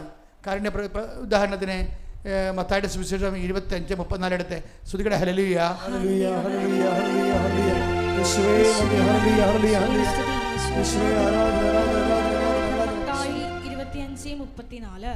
മത്തായി 25:34. അനന്തരം രാജാവ് തന്റെ വലതുഭാഗത്തുള്ളവരോട് അരുൾ ചെയ്യും, എന്റെ പിതാവിനാൽ അനുഗ്രഹിക്കപ്പെട്ടവരെ വരുവിൻ. ലോകസ്ഥാപനം മുതൽ നിങ്ങൾക്കായി സജ്ജമാക്കിയിരിക്കുന്ന രാജ്യം അവകാശപ്പെടുത്തുവിൻ. എന്തെന്നാൽ എനിക്ക് വിശന്നു, നിങ്ങൾ ഭക്ഷിക്കാൻ തന്നു. നിങ്ങൾ ഭക്ഷിക്കാൻ തന്നു. എനിക്ക് ദാഹിച്ചു, നിങ്ങൾ കുടിക്കാൻ തന്നു. ഞാൻ പരദേശിയായിരുന്നു, നിങ്ങൾ എന്നെ സ്വീകരിച്ചു. ഞാൻ നഗ്നനായിരുന്നു, നിങ്ങൾ എന്നെ ഉടുപ്പിച്ചു. ഞാൻ രോഗിയായിരുന്നു, നിങ്ങൾ എന്നെ സന്ദർശിച്ചു. ഞാൻ കാരാഗൃഹത്തിലായിരുന്നു, നിങ്ങൾ എന്റെ അടുത്ത് വന്നു. ഇതാണ് നമ്മൾ കാരുണ്യ പ്രവൃത്തികളിലൂടെ ചെയ്യുന്നത്. അപ്പോഴേ എന്താ ആ കാരുണ്യ പ്രവൃത്തി റിസൾട്ട് എന്താണ്? ആകെയാൽ എന്താ അവസാനം 34 എന്താ പറയണത്? എൻ്റെ പിതാവിനാൽ അനുഗ്രഹിതരെ വരുവിൻ, ലോകാരംഭം മുതലുള്ള രാജ്യം നിങ്ങൾ അവകാശമാക്കുമെന്ന് പറയും. അപ്പം നമുക്ക് ഉടമസ്ഥ കിട്ടി. എൻ്റെ അടുത്ത് വരുന്നൊരു ട്വിസ്റ്റിങ് വരണമെന്ന് വെച്ച് കഴിഞ്ഞാൽ ഇനി സുവിശേഷ കൈമാറ്റമാണ് രണ്ടാമത്തത്. സുവിശേഷ കൈമാറ്റത്തിൻ്റെ വിഷയം എന്താണ് പറയണത്? അവകാശമാക്കാം. അവകാശമാക്കുന്ന പൊസിഷൻ ചെറുതോ വലുതോ എന്നുള്ളത് വേറൊരു വിഷയമാണ്. അതാണ് 5:19 എടുത്ത് 5:19 മത്തായി 5:19 ഈ പ്രമാണങ്ങളിൽ കൽപ്പനകളിൽ ഏറ്റവും നിസ്സാരമായ ഒന്ന് ലംഘിക്കുകയോ ലംഘിക്കാൻ മറ്റുള്ളവരെ പഠിപ്പിക്കുകയോ ചെയ്യുന്നവൻ സ്വർഗരാജ്യത്തിൽ ചെറിയവനെന്ന് വിളിക്കപ്പെടും. എന്നാൽ അത് അനുസരിക്കുകയും പഠിപ്പിക്കുകയും ചെയ്യുന്നവൻ സ്വർഗരാജ്യത്തിൽ വലിയവനെന്ന് വിളിക്കപ്പെടും. അപ്പൊ അതായത് വിശ്വാസം കൈമാറുന്നവൻ, വിശ്വാസം പഠിപ്പിക്കുന്നവൻ, വിശ്വാസം പ്രചരിപ്പിക്കുന്നവൻ, അവനാരാണ്? ദൈവരാജ്യത്തിലെ വലിയവനാണ്. മറ്റെന്താണ്? ദൈവരാജ്യം അവകാശപ്പെടുത്തിയിരിക്കുന്നേ ഉള്ളൂ. ചെറുതാ വലുതാണെന്ന് നമുക്കറിയത്തില്ല. വലുതാകണമെന്നുണ്ടെങ്കിൽ എന്ത് ചെയ്യണം? സുവിശേഷം കൈമാറണം. കർത്താവിനെ അറിയാത്തവരെ അറിയിക്കണം. അതാണ് ജിജോ പറയണത്. ജിജോ പറഞ്ഞു, എനിക്ക് പത്രം ഞാൻ കൈമാറാൻ തുടങ്ങിയപ്പോൾ ആണ് എനിക്ക് കർത്താവ് ഇടപെടാൻ തുടങ്ങിയതെന്ന്. എന്താ കാര്യത്തിൽ അവന് കൊടുത്തിരിക്കുന്ന വരം അതാണ്, സുവിശേഷ കൈമാറ്റമാണ്. അപ്പം സുവിശേഷ കൈമാറ്റത്തിന് ധൈര്യമില്ലാത്ത എനിക്ക് വേണത് ഉടമ്പടി എടുക്കാൻ പറ്റും, പക്ഷേ റിസൾട്ട് വലുതായിട്ട് പ്രതീക്ഷിക്കരുത്. റിസൾട്ട് ഉണ്ടാകും, തീർച്ചയായിട്ടും ഉണ്ടാകും. കാരുണ്യപ്രവൃത്തി റിസൾട്ട് ഉണ്ടല്ലോ, പ്രാർത്ഥനയുടെ റിസൾട്ട് ഉണ്ടാകും. അപ്പോൾ അതേസമയം തന്നെ പ്രാർത്ഥന കൊണ്ട് മാത്രമേ ഇപ്പോൾ നമുക്ക് വെള്ളം കുടിക്കാതെ നമുക്ക് ജീവിക്കാൻ പറ്റത്തില്ല. കഴിഞ്ഞ ദിവസങ്ങൾ ഞാൻ ഡെയിലി ബ്രെഡിൽ പറഞ്ഞതാണ്, വെള്ളം കുടിച്ചാൽ എന്ത് പറ്റും? കിഡ്നിയും കരളും എല്ലാം അടിച്ചു പോകും, അല്ലേ? അതുപോലെയാണ് വെള്ളം കുടിക്കണ പോലെ വെള്ളത്തിന് എന്തുമാത്രം പ്രാധാന്യം നമ്മുടെ ജീവിതത്തിലുണ്ട്. ആൾക്കാർ വേണം നമ്മുടെ സൗന്ദര്യം വരെ വെള്ളം കുടിക്കുന്നവർക്കുള്ളതാണ്, അല്ലേ? വെള്ളം കുടിക്കുന്നവർക്ക് നല്ല സൗന്ദര്യം ഉണ്ടെന്ന് പറയണത്. കാര്യം എന്താ? തൂരിയൊക്കെ ഇങ്ങനെ കുത്തുന്ന നനഞ്ഞ് മെഴുകി അങ്ങനെ ഇരിക്കും ഭംഗിയായിട്ട്. വെള്ളം കുടിച്ചില്ലെങ്കിൽ ചുക്കി ചുളിഞ്ഞിരിക്കും, അല്ലേ? ഡീഹൈഡ്രേഷൻ ഉണ്ടാകും. പ്രാർത്ഥനയുടെ റോൾ അതാണ്, വെള്ളമാണ്. വെള്ളം എന്തുമാത്രം അത്യന്താപേക്ഷിതമാണോ അത്രയും അത്യന്താപേക്ഷിതമാണ് പ്രാർത്ഥന. പക്ഷേ കാരുണ്യ പ്രവൃത്തി എന്ന് പറയുന്നത് വേറെ ന്യൂട്രീഷ്യനാണത്, പോഷകാഹാരമാണ്, വെള്ളം മാത്രമല്ല. ഇനി സുവിശേഷ പ്രവർത്തനം എന്ന് പറഞ്ഞു കഴിഞ്ഞാൽ നിലനിൽക്കുന്ന ന്യൂട്രീഷനാണ്, നിത്യത വരെയാണ് അതിൻ്റെ സംഭവം, നിത്യത വരെയാണ്. അപ്പോൾ ഇതിനെല്ലാത്തിനും കൃത്യമായിട്ടുള്ള എന്താണ് പൊസിഷനുണ്ട്. അപ്പം നിങ്ങൾ അപ്പോൾ ഇതിൻ്റെ അകത്ത് എല്ലാം അത്യാവശ്യമാണ്. പക്ഷെ നമുക്ക് ഭാവിയിൽ ദൈവത്തിന് കൂടി പ്രയോജനം ചെയ്യുന്ന രീതിയിലേക്ക് ഉടമ്പടി ഒന്ന് കറക്റ്റ് ചെയ്യണം നല്ലതായിരിക്കും. ഇതിനെല്ലാത്തിനും വേണ്ടത് ദൈവസ്നേഹമാണ്. പ്രാർത്ഥിക്കുക. കർത്താവായ ദൈവമേ എന്നിൽ അപ്പോസ്തലന്മാരെ പോലെയുള്ള ദൈവസ്നേഹത്താൽ എന്നെ അഭിഷേകം ചെയ്യണമേ. പരിശുദ്ധ അമ്മയെ പോലെയുള്ള ദൈവസ്നേഹത്താൽ എന്നെ അഭിഷേകം ചെയ്യണമേ. ഈശോ മിശിഹായെ പോലെയുള്ള ദൈവസ്നേഹത്താൽ എന്നെ അഭിഷേകം ചെയ്യണമേ. ഇപ്പൊ പരിശുദ്ധാത്മാവെ 3 ആൾക്കാരെ പറഞ്ഞു. എന്തൊക്കെയാണ്? ദൈവസ്നേഹത്തിന്റെ വക്താക്കളായിട്ട് ഒന്ന് അപ്പോസ്തലന്മാരെ പറഞ്ഞു, അല്ലേ? പിന്നെന്ത് പറഞ്ഞു? അമ്മയെ പറഞ്ഞു. പിന്നെ എന്ത് പറഞ്ഞു? ഈശോയെ പറഞ്ഞു. ഈ 3 ആൾക്കാർക്കും ദൈവസ്നേഹമുണ്ട്, പക്ഷേ ഡിഗ്രീസ് ഓഫ് പെർഫെക്ഷനിൽ വ്യത്യാസമുണ്ട്. ഈശോ ഈ കുരിശ് മുഴുവനും എടുത്ത് എന്താണ്? അപ്പായുള്ള സ്നേഹത്തിൻ്റെ പ്രതിയാണ്. ഈശോയ്ക്ക് കുരിശ് പോലും അഭിഷേകമായി മാറിയതിൻ്റെ കാരണം ഇതിൻ്റെ പിന്നിലെ അപ്പായുടെ ഇഷ്ടം നിറവേറ്റാൻ കഴിയുമ്പോൾ ആത്മസന്തോഷമാണ് വരേണ്ടത് ഉള്ളിൽ. എല്ലാ സഹനങ്ങളിലും ആത്മസന്തോഷം നമുക്ക് തോന്നുന്നത് വരെ നമ്മൾ ദൈവസ്നേഹത്തിൽ പുരോഗമിക്കേണ്ടിയിരിക്കുന്നു. മനസ്സിലായില്ലേ?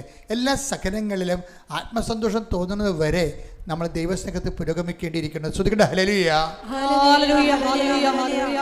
മഹത്വം, മഹത്വം. പിതാവേ നന്ദി, പിതാവേ ആരാധന, ഹല്ലേലൂയ, ഹല്ലേലൂയ.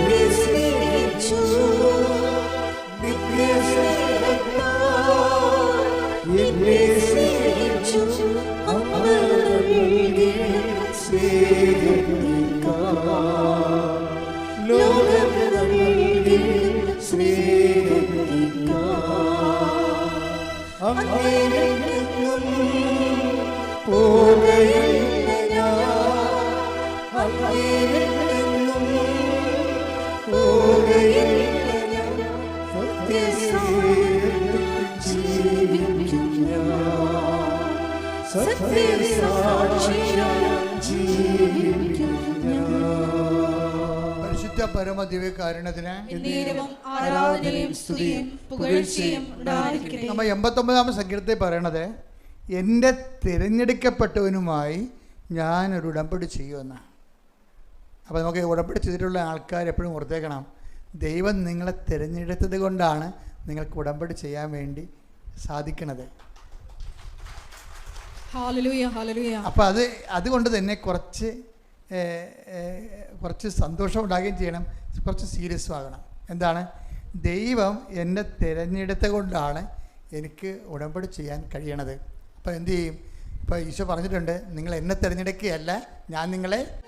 15:16 നിങ്ങൾ എന്നെ തിരഞ്ഞെടുക്കുകയല്ല,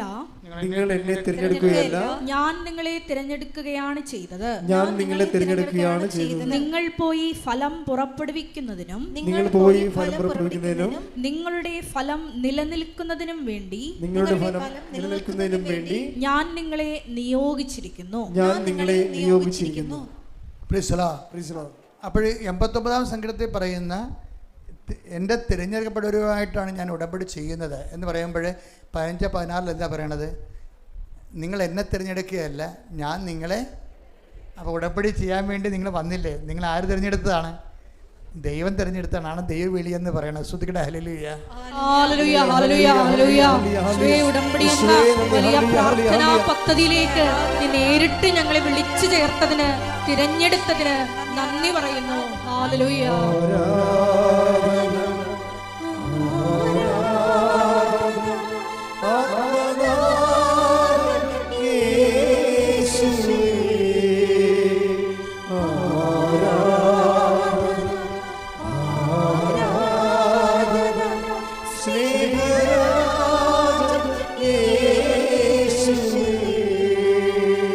പരമദിവ്യകാരുണ്യത്തിന് ആരാധനയും സ്തുതിയും പുകഴ്ചയും ഉണ്ടായിരിക്കട്ടെ. ഇപ്പൊ എന്നിലൂടെ കർത്താവിന്റെ ആത്മാ പറയണത് എന്താണ്? നിങ്ങളുടെ ദൈവം, നിങ്ങൾ ഏത് ആളായാലും നിങ്ങളുടെ ഉടമ്പടി നിങ്ങളോടുള്ള ദൈവത്തിൻ്റെ ഒരു വിളിയാണ്.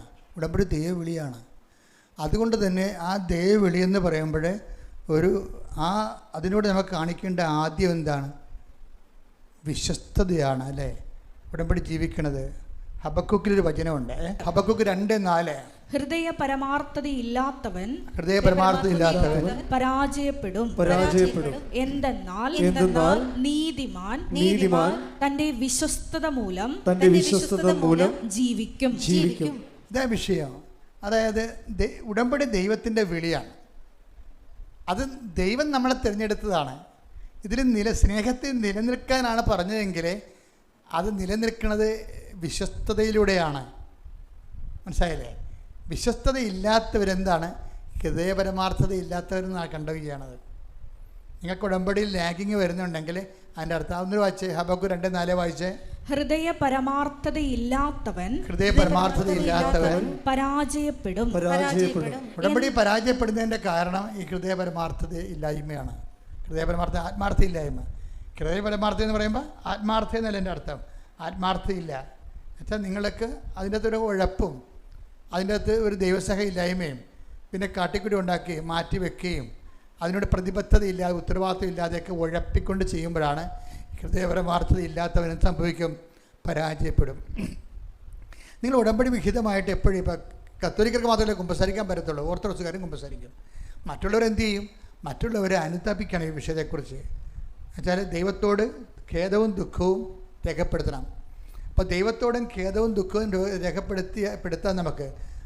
പക്ഷേ ഉള്ള പ്രോബ്ലം വെച്ച് കഴിഞ്ഞാൽ ദൈവത്തിനത് ബോധിക്കണം. അതിപ്പോൾ കത്തോലിക്കനായാലും ഖേദം രൂപപ്പെടുത്തിയാൽ ബോധിക്കണമെന്ന് നിർബന്ധമില്ല.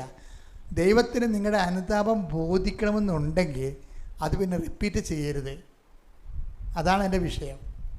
എല്ലാത്തിനും വ്യക്തതയുണ്ടേ, എല്ലാ കാര്യങ്ങൾക്കും വ്യക്തതയുണ്ട്. അതായത് ദൈവത്തിന് നമ്മളെ ഉടമ്പടി ബോധിക്കണമെങ്കിൽ അല്ലെ പരിശുദ്ധാത്മാവിൽ നമ്മൾ ആക്ടിവേറ്റ് ആകണമെന്ന് തന്നെയാണ് അനുതാപം ഉണ്ടാകണം. അനുതാപം ഉണ്ടെന്ന് പറഞ്ഞാൽ അതൊരു സ്റ്റേറ്റ്മെൻ്റ് ഇറക്കാൻ, ഒരു പ്രസ്താവനയിലൂടെ അനുതാപം പ്രകടിപ്പിക്കാൻ പറ്റത്തില്ല. അനുതാപം ഹൃദയപരമാർത്ഥതയുള്ളതായിരിക്കണം. ആത്മാർത്ഥതയുള്ള അനുതാപം എന്ന് പറഞ്ഞാൽ എന്താണ്? വീണ്ടും റിപ്പീറ്റ് ചെയ്യത്തില്ല. മനസ്സിലായില്ലേ? ആത്മാർത്ഥതയുള്ള അനുതാപം എന്ന് പറഞ്ഞാൽ എന്താണ്? വീണ്ടും റിപ്പീറ്റ് ചെയ്യത്തില്ല. അപ്പം നിങ്ങൾ പ്രാർത്ഥിക്കണത് എന്താണ്? ഒരു ദൈവത്തിന് നിരക്കാത്തൊരു പ്രവൃത്തി വീണ്ടും റിപ്പീറ്റ് ചെയ്യാതിരിക്കാനുള്ള കൃപയ്ക്ക് വേണ്ടി പ്രാർത്ഥിക്കണം. പിടിയിടുക, വളരെ സീരിയസ് വിഷയമാണ്. ദൈവത്തിന് നിരക്കാത്തൊരു പ്രവൃത്തി, ദൈവത്തിൻ്റെ വചനത്തിനെതിരായുള്ള പ്രവൃത്തി വീണ്ടും ആവർത്തിക്കുന്നത് എന്തുകൊണ്ടാണ്? ഓരോരുത്തർക്കും പ്രലോഭനം ഉണ്ടാകുന്നത് അവൻ്റെ തന്നെ. Take the bed of God. ശ്രദ്ധിക്കട്ടെ. ഹല്ലേലൂയ. യാക്കോബ് 1:13-14 യാക്കോബ് 1:13-14 പരീക്ഷിക്കപ്പെടുമ്പോൾ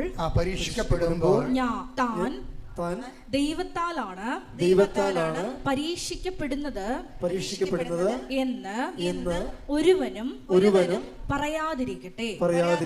എന്തെന്നാൽ ദൈവം തിന്മയാൽ പരീക്ഷിക്കപ്പെടുന്നില്ല. അവിടുന്ന് ആരെയും പരീക്ഷിക്കുന്നുമില്ല. ഓരോരുത്തരും പരീക്ഷിക്കപ്പെടുന്നത് സ്വന്തം ദുർമോഹങ്ങളാൽ വശീകരിക്കപ്പെട്ട് കുടുക്കിലാകുമ്പോഴാണ്. ഇതിനാണ് ഈ ബന്ധനം എന്നൊക്കെ കരിസ്മാറ്റിക് മേഖലയിലൊക്കെ പറയുന്നത്. അതായത് ഈ ബന്ധനം അഴിക്കുക എന്നൊക്കെ അവർ പറയത്തില്ലേ, അതാരുടെയും കുഴപ്പമില്ല, ബൈബിളിലുള്ള കാര്യമാണ് എന്ന് വെച്ച് കഴിഞ്ഞാൽ. പക്ഷേ പലരും അത് പൈശാചിക ബന്ധനമായിട്ട് ചിത്രീകരിക്കുകയും ജനറലൈസ് ചെയ്യുകയും ചെയ്യും. പക്ഷെ വരുന്നതെന്ന് വെച്ചാൽ പാപത്തിൻ്റെയും പ്രലോഭനത്തിൻ്റെയും ബന്ധനമാണ്. ഓരോരുത്തരും സ്വന്തം ദുരാശകളാൽ ആകർഷിക്കപ്പെട്ട് കുടുക്കിലാകുകയാണ്. അതൊന്നൊരു വായിച്ചേ. ഓരോരുത്തരും പരീക്ഷിക്കപ്പെടുന്നത് സ്വന്തം ദുർമോഹങ്ങളാൽ വശീകരിക്കപ്പെട്ട് കുടുക്കിലാകുമ്പോഴാണ്. സ്വന്തം ദുർമോഹങ്ങളാൽ വശീകരിക്കപ്പെട്ട് കുടുക്കിലാകും. പലർക്കും കുടുക്കിലാകുന്നതിൻ്റെ കാര്യം ഇപ്പം ചിലയിടത്ത് അച്ഛാ കോടതിയിലാണ്, കേസാണ്, പിന്നെ ചില പറയും അച്ഛാ വിവാഹത്തിന് വേണ്ടി പ്രാർത്ഥിക്കണമെന്നൊക്കെ പറയുമ്പോൾ ഞാൻ ചോദിക്കും എത്ര വയസ്സുണ്ട്? 49. ആദ്യത്തെ വിവാഹമാണ്, രണ്ടാമത്തെ വിവാഹമാണ്. അപ്പോൾ രണ്ടാമത്തെ വിവാഹം. അപ്പോൾ ആദ്യത്തെ വിവാഹത്തിൻ്റെ ആളെന്ത് ചെയ്യും? ആൾ ജീവിച്ചിരിപ്പുണ്ട്. പിന്നെ ഇതിപ്പോൾ പുതിയ വിവാഹം ഏതാണ്? ഇങ്ങനെയൊക്കെ ചോദിക്കും. ദൈവം ചോദിക്കണമെങ്കിൽ ഞാൻ ചോദിക്കും എന്താ കാര്യം? എവിടെയാണ് കുടുങ്ങിപ്പോയത് നിങ്ങൾ അറിയണ്ടേ? ഇങ്ങനെ ആളിങ്ങനെ ചീട്ട് കളിക്കണ പോലെ ആളെ ഇങ്ങനെ ഉടുപ്പ് മാറണ പോലെ മാറാതിരിക്കണം. പുരുഷനെ സ്ത്രീയായി ഉടുപ്പ് മാറണ പോലെ മാറാൻ കർത്താവ് പറഞ്ഞിട്ടില്ലല്ലോ. അപ്പം എവിടെയോ ദുർമോഹം വെച്ച് കുടുങ്ങിയിട്ടുണ്ട് സംഭവം. അപ്പം ചിലർ പറയും അച്ഛാ സഹിക്കാൻ പറ്റണില്ല, പൊറുക്കാൻ പറ്റാത്ത അവസ്ഥയാണ്, എന്നാൽ നിനക്ക് കുറച്ച് നാൾ പ്രാർത്ഥനാ ജീവിതം നയിക്കാൻ പറ്റും. ഭാര്യ ഭർത്താക്കന്മാർ തമ്മിൽ കുറച്ച് നാൾ അകന്ന് ജീവിക്കാൻ ബൈബിൾ പറയുന്നുണ്ട്. അത് പ്രാർത്ഥനാ ജീവിതത്തിനാണ് പറയണത്. അപ്പം നിങ്ങളവർക്കും ശാരീരിക സംയോഗ വിഷയം തന്നെ അല്ല ശരിക്കും പറഞ്ഞാൽ. ശരീരത്തിനകന്ന് താമസിക്കുന്നതിൻ്റെ ഉദ്ദേശം എന്ന് പറയണത്, സെപ്പറേറ്റ് ചെയ്ത് ജീവിക്കുന്നതിൻ്റെ ഉദ്ദേശം എന്ന് പറയണത് പ്രാർത്ഥനാ ജീവിതമാണ്. പ്രാർത്ഥനാ ജീവിതം കൊണ്ടും അവൻ ശരിയായില്ലെങ്കിൽ നിനക്ക് സഭയോട് പറയാം.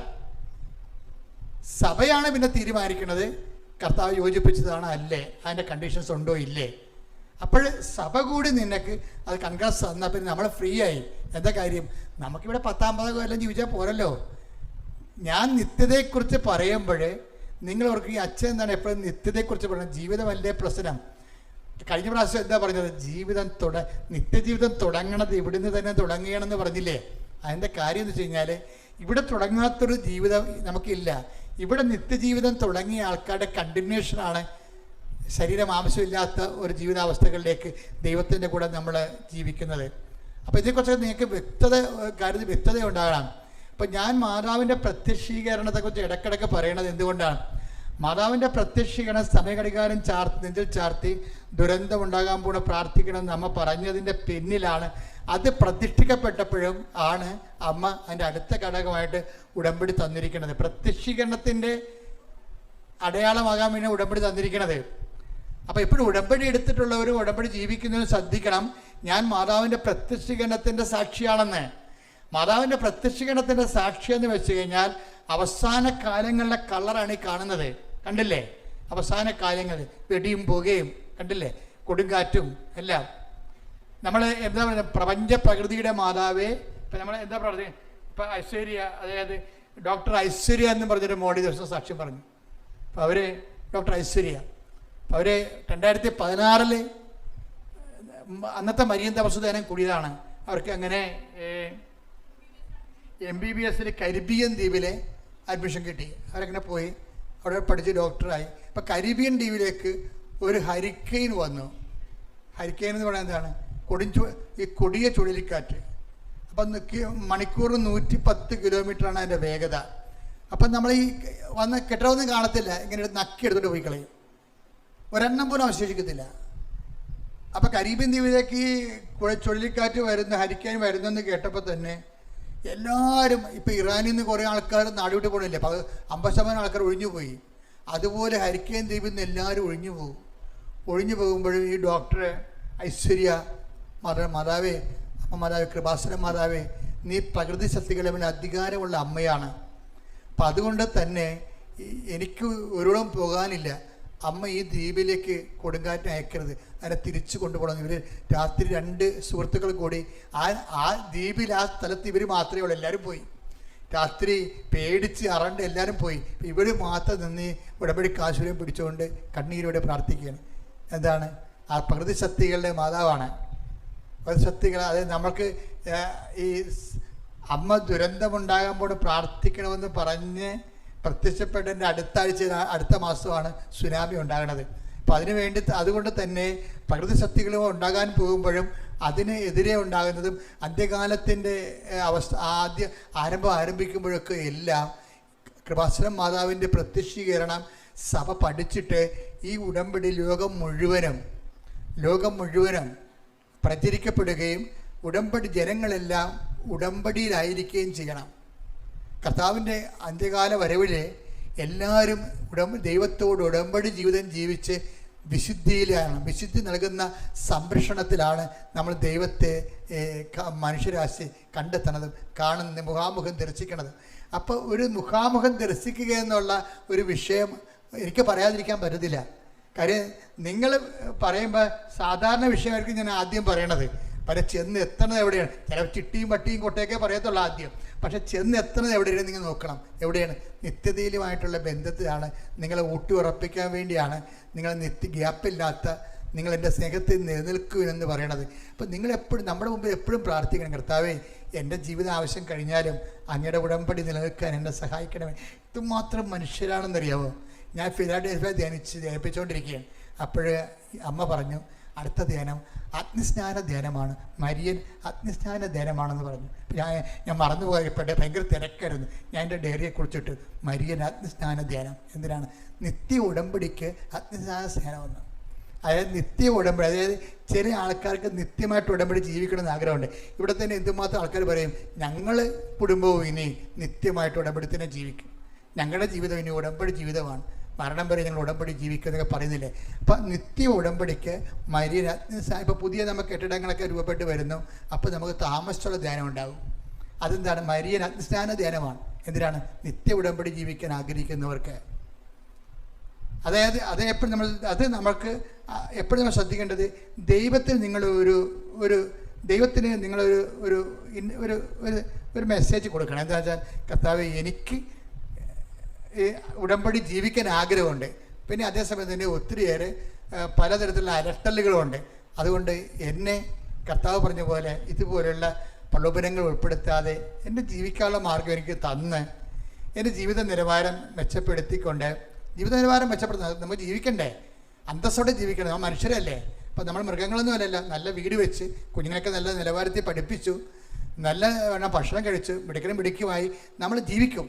അതാണ് ഈശോ പറഞ്ഞതാണ്, ഈശോ പറയാത്തതല്ല. ഈശോ പറഞ്ഞ് ഇതൊക്കെ നിങ്ങൾക്ക് ആവശ്യമാണെന്ന് എൻ്റെ സ്വർഗ്ഗസ്ഥനായ പിതാവ് അറിയുന്നു. അപ്പോൾ അതെല്ലാം വേണം നമുക്ക്.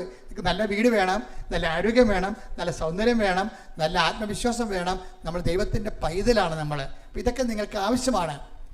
ഇതൊക്കെ നിങ്ങൾക്ക് ആവശ്യമാണ്. സ്വർഗ്ഗസ്ഥനായ പിതാവിന് അറിയാം. എന്ത് ചെയ്യണം? നിങ്ങൾ ആദ്യം ഉടമ്പടി ജീവിക്കാൻ പറയും. ആദ്യം ദൈവരാജ്യത്തെയും അതിൻ്റെ നീതിയെയും കുറിച്ച് അന്വേഷിക്കുക. കൈയടിച്ച് ശ്രദ്ധിക്കട്ടെ. ഹല്ലേലൂയ, ഹല്ലേലൂയ, ഹല്ലേലൂയ, ഹല്ലേലൂയ, ഹല്ലേലൂയ, ഹല്ലേലൂയ. യേശുവേ നന്ദി. ഹല്ലേലൂയ, ഹല്ലേലൂയ. ആത്മാവേ, ആത്മാവേ, ഞങ്ങളിൽ നിറയണമേ. ആത്മാവേ, ആത്മാവേ, ഞങ്ങളിൽ നിറയണമേ. കൈയടിച്ചോണ്ട്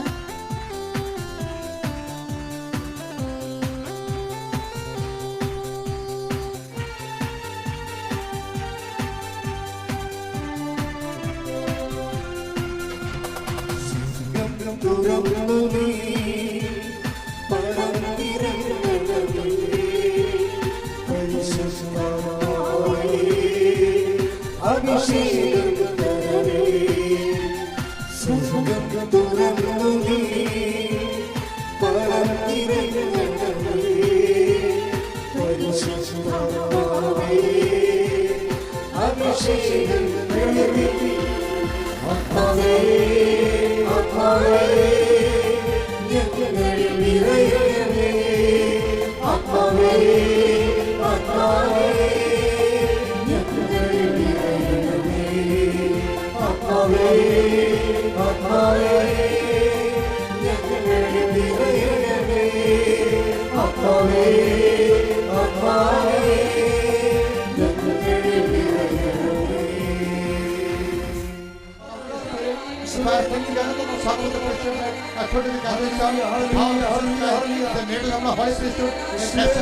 എന്റെ കർത്താവിനുമായ നാമത്തെ സഭയുടെ അധികാരത്തിൽ ക്രിസ്ത്യന്റെ അടയാളത്തിൽ ദൈവശക്തിയാൽ ഇന്ന് ഉടമ്പടി ജീവിതം ജീവിച്ചുകൊണ്ട് ഉടമ്പടിക്ക് സാക്ഷ്യമായ എല്ലാ മക്കളും ഓർത്തുകൊണ്ട് യേശുക്രിസ്തുവിന്റെ മാർഗരോഗങ്ങള്, ക്രിയാവേദികള്, ജീവിതങ്ങള്, ജീവിതടസ്സങ്ങള് യേശുവിന്റെ നാമത്തിൽ മാറിപ്പോകട്ടെ. എന്റെ കർത്താവിനുമായ നാം കർത്താവേ, അനുഗ്രഹത്തിന്റെ അത്ഭുതകരം ഓരോ മകളുടെ പേരും ഓരോ മകളുടെ പേരും വെക്കണമേ. ഈശോ തിരുവരുവാന്ന് വിടുന്നകരം അനുപ്രധാന അത്ഭുതകരം ഓരോ മകന്റെ പേരും ഓരോ മകളുടെ പേരും വെക്കണ മാർഗ രോഗങ്ങള്, തീരാവേദികള്, ജീവിത ദുരിതങ്ങള്, ജീവിത തടസ്സങ്ങള്, ഈശോ കുഞ്ഞുങ്ങള്, ഗർഭിണികളായ മക്കള്, അമ്മമാര്, ഗർഭത്തിൽ ശുദ്ധികളുടെ എല്ലാ വിധത്തിലുള്ള വേദനകള്, രോഗങ്ങള്, ആന്തരികമായ അപകടങ്ങള്, വൈകല്യങ്ങള്, ജോലിയില്ലാത്ത അവസ്ഥകള്, വീടില്ലാത്ത അവസ്ഥകള്, ഓരോരോ സർട്ടിഫിക്കറ്റുകള്, രേഖകൾ കിട്ടാത്ത അവസ്ഥകള്, കോളേജില് അഡ്മിഷൻ കിട്ടാത്ത അവസ്ഥകള്, പഠനങ്ങള്, റിസൾട്ടുകൾ പ്രതീക്ഷിക്കുന്നവര് അവരെല്ലാം സ്പർശിക്കണമേ. അതുപോലെ തന്നെ കുടുംബത്തിന് സമാധാനം, മക്കളില്ലാത്തവര്, സമാധാനം അകത്ത് ജീവിക്കുന്നവര്, ഭാര്യ ഭർത്താക്കന്മാർ അകത്ത് ജീവിക്കുന്നവര്, കേസ് അകപ്പെട്ടിരിക്കുന്നവര്, പലതരത്തിലുള്ള വിഷമം അനുഭവിക്കുന്നവര്, കേസ് അകപ്പെട്ടിരിക്കുന്നവര്, പോലീസ് കേസ് അകപ്പെട്ടിരിക്കുന്നവര്, യേശുവിന്റെ നാമത്തില് സാമ്പത്തിക തകർച്ചയുള്ളവര്, നടപടി നേരിടുന്നവര്, ഈശോ സ്ഥല സംബന്ധമായ വിഷയങ്ങള്, സ്ഥലങ്ങൾ നഷ്ടപ്പെട്ടവര്, സ്ഥലം വിൽക്കാനുള്ളവര്, വാങ്ങാനുള്ളവര്, ഈശോ പലതരത്തിലുള്ള തടസ്സങ്ങളും തകരാറുകളും, വിശ്വാസം നഷ്ടപ്പെട്ടു പോയവര്, വിശ്വാസം വ്യതിരിച്ചു പോയവര് എല്ലാവരും ജീവനോടെ പ്രത്യക്ഷപ്പെട്ട പരിശുദ്ധ അമ്മയുടെ മാധ്യസ്ഥത്തില് യേശുവിന്റെ ദിവ്യകാരണത്തിന്റെ സത്യാൽ മറിരോഗങ്ങള്, തീരവേദികള്, ജീവിതങ്ങള്, ജീവിതടസ്സങ്ങള് യേശുവിന്റെ നാമത്തിൽ മാറിപ്പോകട്ടെ. ഹല്ലേലൂയ, ഹല്ലേലൂയ, ഹല്ലേലൂയ. യേശുവേ, ഹല്ലേലൂയ, ഹല്ലേലൂയ. ആവരേ എന്നിൽ നിറയണമേ. ആവരേ സൗഖ്യം നൽകണമേ. ആവരേ എന്നിൽ നിറയണമേ. ആവരേ സൗഖ്യം നൽകണമേ. ഭയഭക്തിയോടെ എല്ലാവരും മുട്ട നീക്കുക. ഒരിക്കൽ കൂടി മരിയൽ ഉടമ്പടിയിൽ സമർപ്പിച്ചിരിക്കുന്ന എല്ലാ വിഷയങ്ങളും, നമ്മുടെ വ്യക്തിപരമായിട്ടുള്ള പ്രാർത്ഥന നൊമ്പരങ്ങളും ദൈവമാതാവിൻ്റെ മധ്യസ്ഥയിൽ ദിവികാരുണ്യ സന്നിധിയിൽ സമർപ്പിച്ച് നമുക്ക് ഒരു നിമിഷം മൗനമായിട്ട് പ്രാർത്ഥിക്കാം. നമ്മുടെ വിഷമങ്ങൾ കണ്ടറിഞ്ഞ് നമ്മളോടൊത്ത് സഞ്ചരിക്കാൻ ദൈവമാതാവിനെ തന്ന ദൈവപിതാവിൻ്റെ സ്നേഹത്തിന് നമുക്ക് ഹൃദയത്തിൽ നന്ദി പറയാം. ഉടമ്പടി എന്നത് നിത്യതയോളം നിലനിൽക്കുന്ന ഒരു ജീവിത നടപടിയാണെന്ന് തിരുവചനത്തിലൂടെ നമ്മൾ കേൾക്കുകയായിരുന്നു. ശിവേ, നിലനിൽക്കുന്ന ഫലം പുറപ്പെടുവിക്കുവാൻ നിത്യമായി നിന്നോട് ഉടമ്പടിയോട് ചേർന്ന് മുന്നേറുവാൻ ഈ ആരാധനയിലൂടെ ഞങ്ങളെ പ്രത്യേകമായിട്ട് അഭിഷേകം ചെയ്യണമേ എന്ന് പ്രാർത്ഥിച്ചുകൊണ്ട് ശിരസ്സ് നമിച്ച് നമുക്ക് ദിവ്യകാരുണ്യനാഥൻ്റെ ആശീർവാദം സ്വീകരിക്കാം.